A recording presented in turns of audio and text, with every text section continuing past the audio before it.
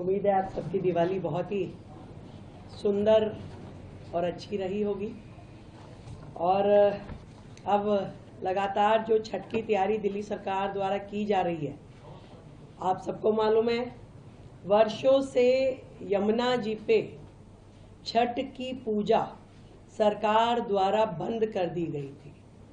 सरकार स्वयं से उस पूजा को नहीं कर रही थी, जिसे इस बार हमारी सरकार आने के बाद उस प्रतिबंध को हमने हटाया और हम सरकार की ओर से सभी व्यवस्थाएं देते हुए पल्ला से लेके कालिंदी तक अलग अलग जगहों पे लगभग ऐसे 17 पॉइंट है।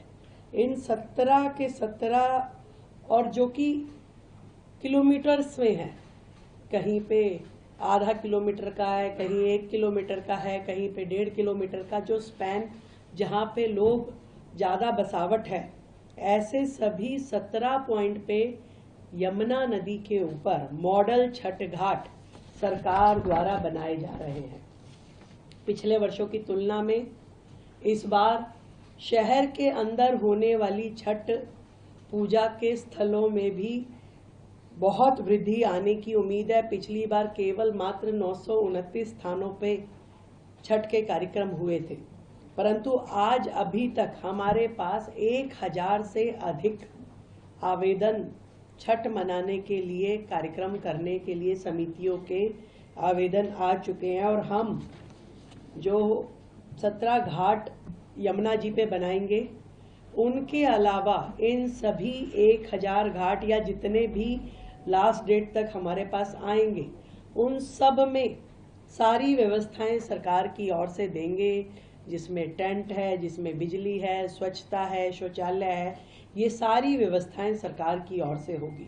और हर जिले में और हर उप जिले में कम से कम एक मॉडल छठ घाट जरूर बनाया जाएगा।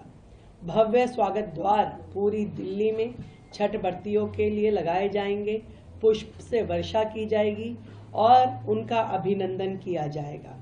और पूरे धार्मिक माहौल के अनुसार भोजपुरी और मैथिली भाषा के सांस्कृतिक कार्यक्रम भी इन छठ के कार्यक्रमों में आयोजित किए जाएंगे। तो ये लगभग अभी 200 की संख्या हमारे पास है। ये पहली बार है, इतनी बड़ी संख्या में कभी भी आज तक इस प्रकार के सांस्कृतिक कार्यक्रम छठ आयोजनों में सरकार के द्वारा कभी नहीं किए गए, तो ये पहली बार होगा।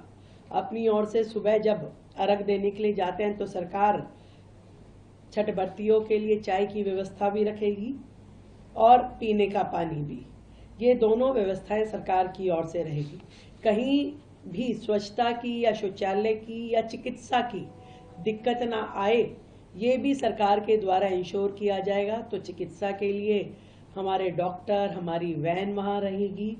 ऐसे ही शौचालय, हमारे मोबाइल टॉयलेट शौचालय और उन पे कर्मचारी हर जगह रहेंगे और सारे काम उसमें किए जाएंगे।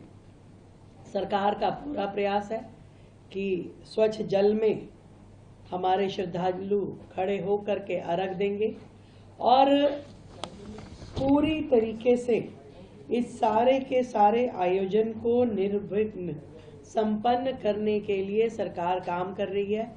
आज से एक विशेष स्वच्छता अभियान, जिसमें हमारे सभी जनप्रतिनिधि, MP, MLA, काउंसलर, सभी जनप्रतिनिधि अपने क्षेत्र में जहां छठ पूजा होने वाली हो, उन सभी घाटों पे जा कर के विशेष स्वच्छता अभियान चलाएंगे।